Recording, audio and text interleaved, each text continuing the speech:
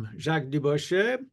I was at EMBL from 1978 to 1987. It was a great time in the best possible institution for young scientists, ambitious and well living.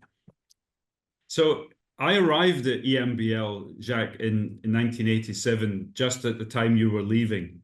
And I'm very familiar with how EMBL looked and the facilities then. But in your early days there, what was the institute like?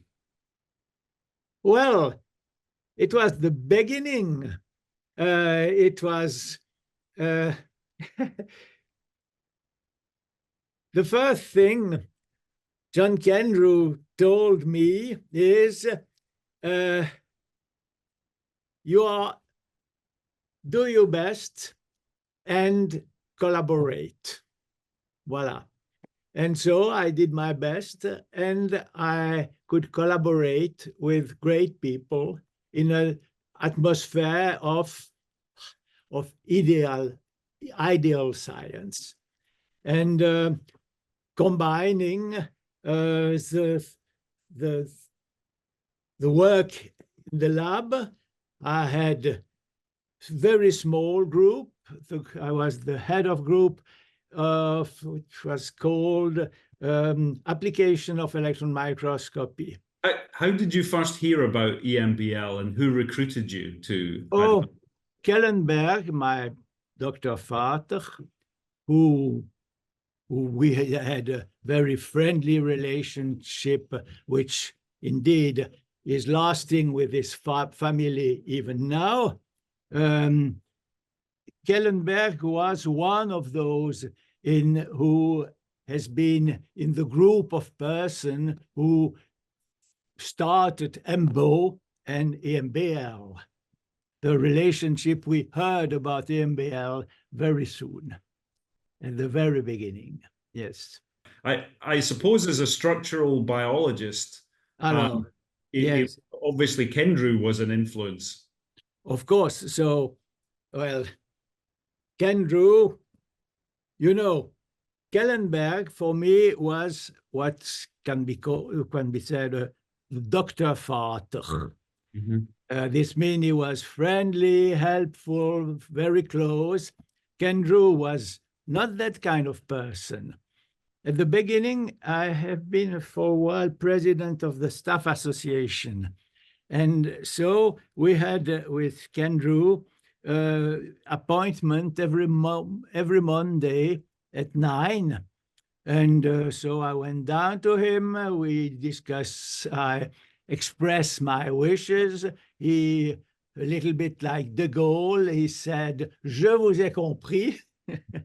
and this was, it was so. And we were happy with that. And we all thought we were thankful for the working conditions. Voila. I have also to mention external contact was close with the people of the MRC. Yes. And I have to say that the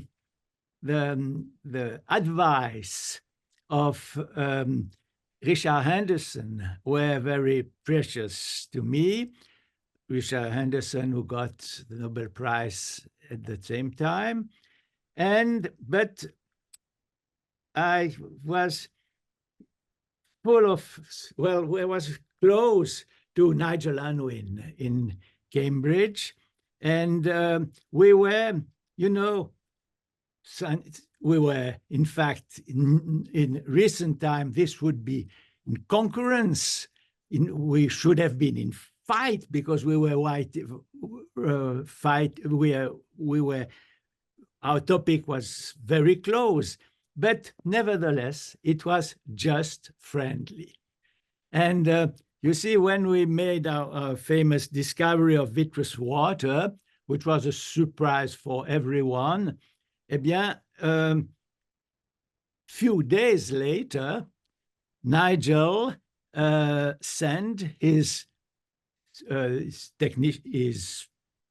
technician, his colleague, who, in order to learn the method. And this was how long? 1 week, perhaps 2 weeks after we had discovered the thing, when at the time nature had refused the idea, and this was a kind of collaboration inside and outside. What can you hope?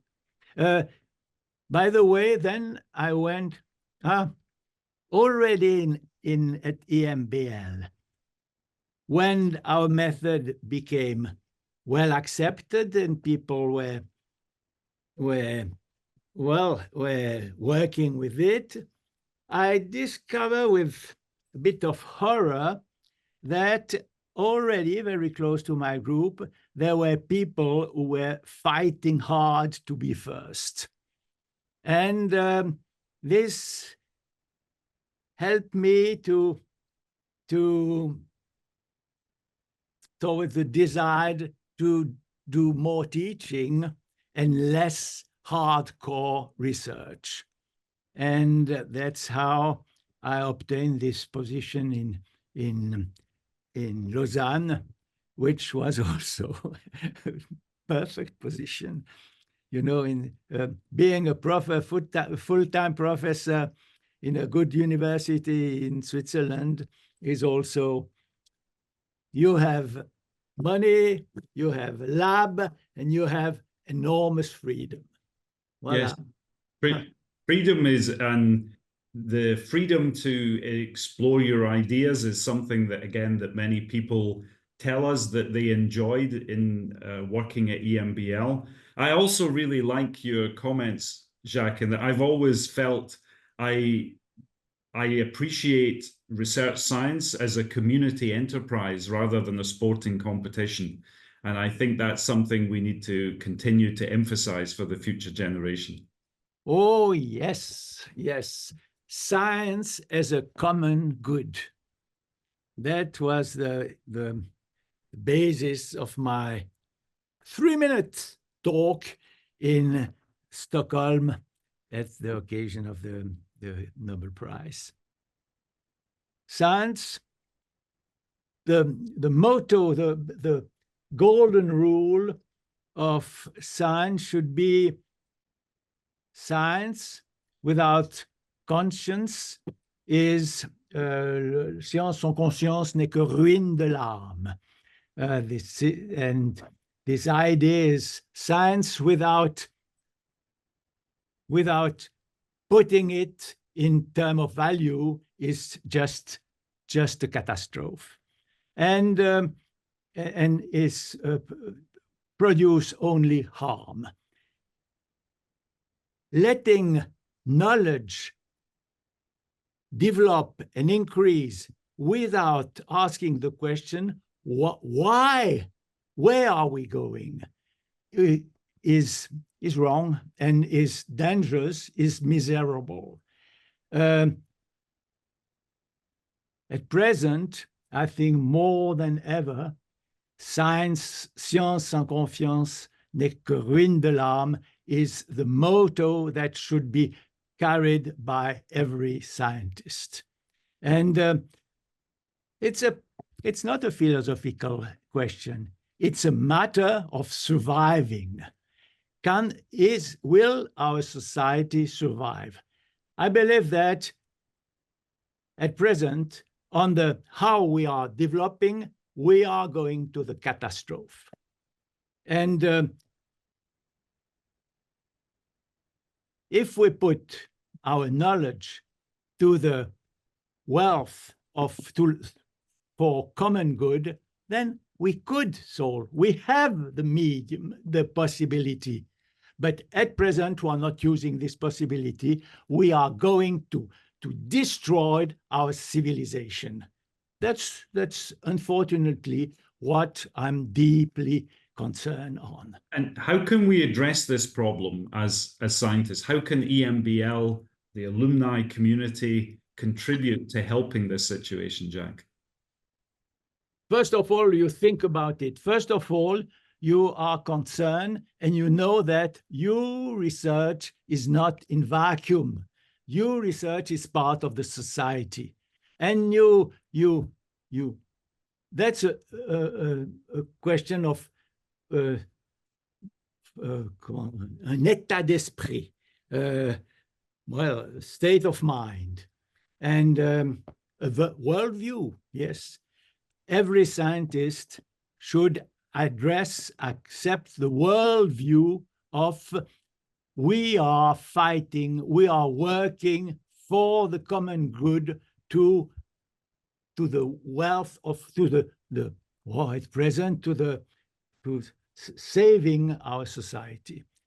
We have value which are important, value of common good and not value for just my success in science.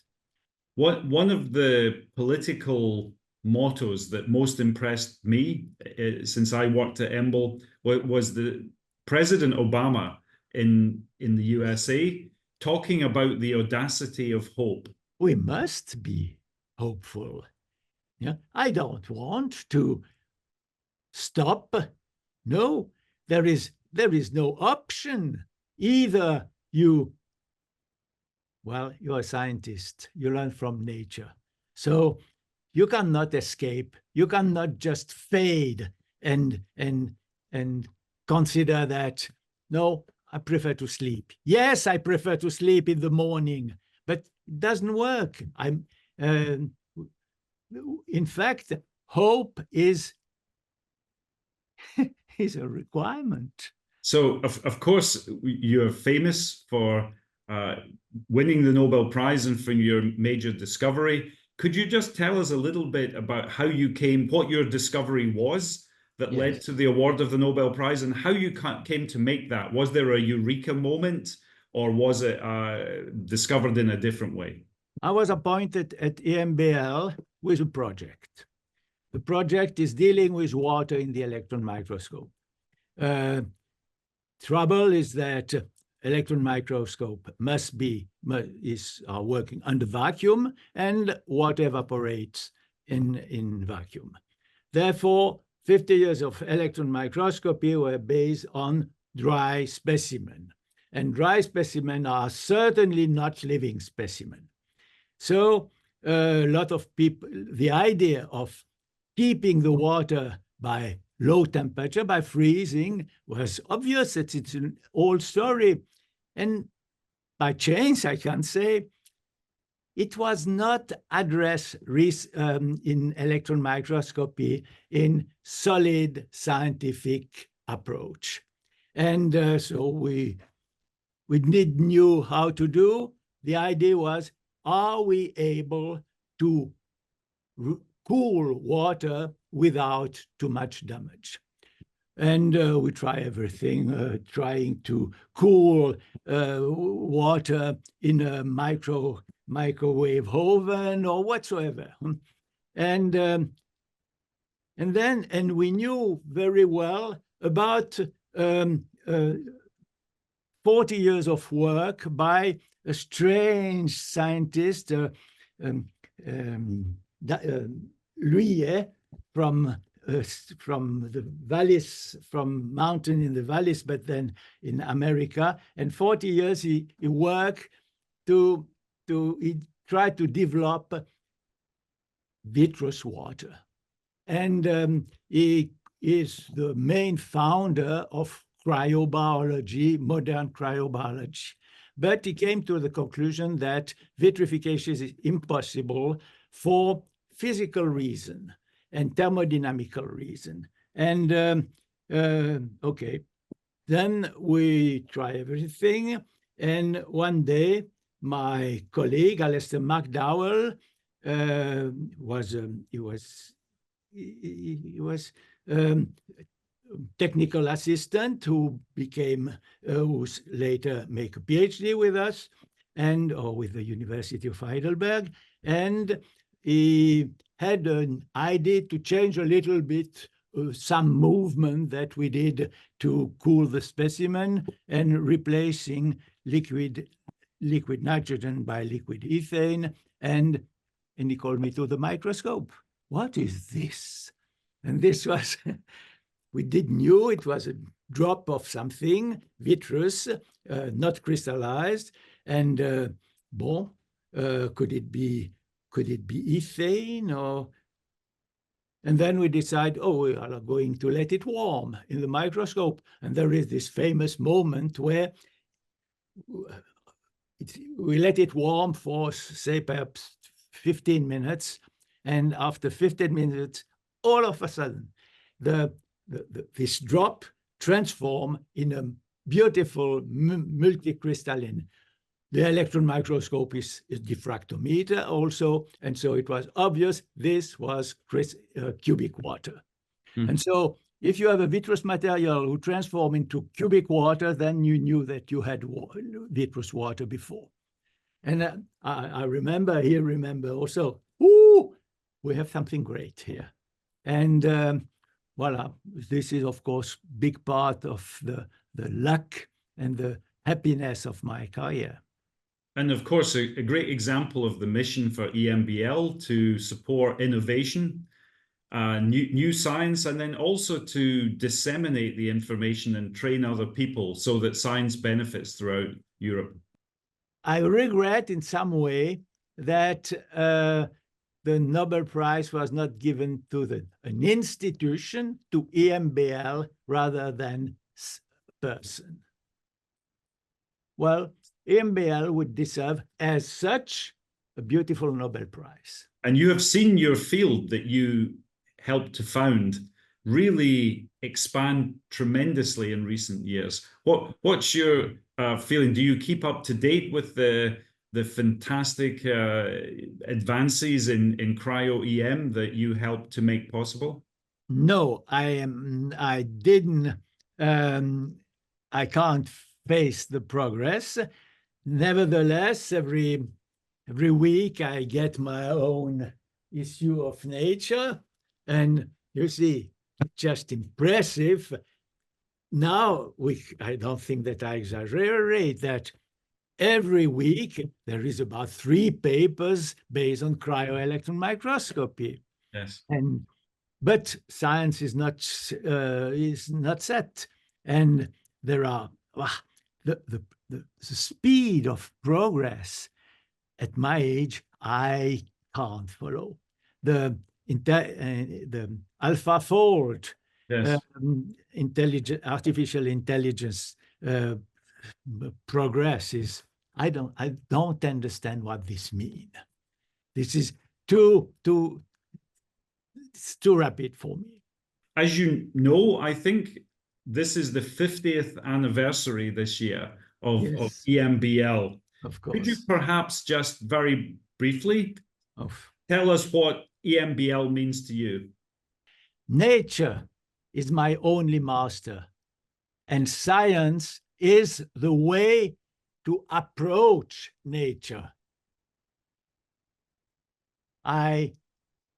In my career, I had the special chance to spend about 9 years at EMBL, and this was the best place for doing science.